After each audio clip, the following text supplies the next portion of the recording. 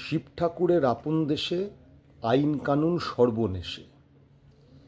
এই আইনসভায় পাশ হয় না। এই আইন পাশ করতে কোনো বিল আনতে হয় না সংসদে।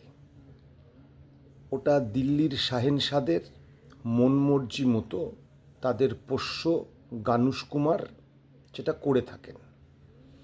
এসআইআর করেছেন, বাঙালির ওপর আক্রমণ এনেছেন, লক্ষ লক্ষ কোটি কোটি মানুষের নাম বিনা মতলব কোনো যুক্তিহীনভাবে তারা বাদ দিয়েছেন। এত কিছু করার পরেও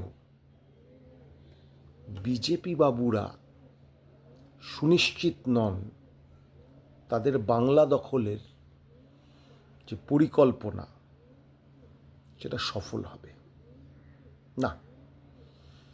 তার কারণ তাদের লড়তে হচ্ছে মমতা বন্দ্যোপাধ্যায়ের সঙ্গে। মমতা বন্দ্যোপাধ্যায়ের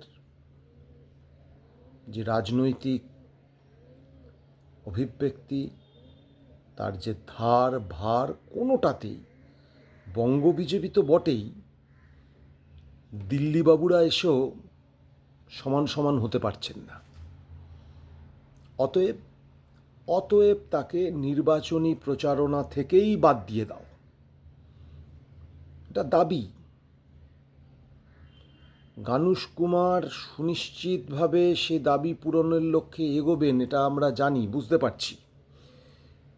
কারণ এই নির্যাতন কমিশনের একটাই কাজ, মানুষকে, বাংলার মানুষকে বিভিন্নভাবে অত্যাচার করো।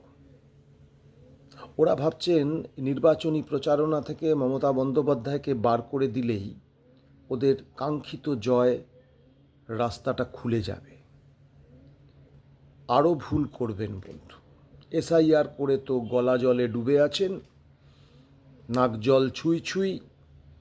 আর মমতা বন্দ্যোপাধ্যায়কে নির্বাচনী প্রচারণা থেকে যদি আপনারা বাইরে করে দেন, তাহলে মাথার ওপরে জল চলে যাবে, টের পাবেন না।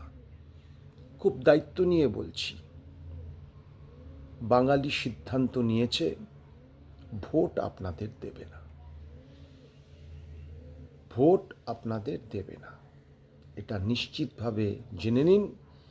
বাংলা দখলের সমস্ত রকম ষড়যন্ত্র আপনারা করুন, কিচ্ছু যায় আসে না। আমরা কোনোভাবে, অর্থাৎ বাঙালিরা কোনোভাবে বিজেপিকে জয়যুক্ত করাবে না। আপনারা দেখছেন গণমঞ্চ বার্তা ইউটিউব চ্যানেল। আমাদের চ্যানেলটি যদি আপনাদের পছন্দ হয়ে থাকে তাহলে আপনারা সাবস্ক্রাইব করুন, লাইক শেয়ার কমেন্ট করুন, বন্ধুদের মাঝখানে ছড়িয়ে দিন আমাদের বক্তব্য।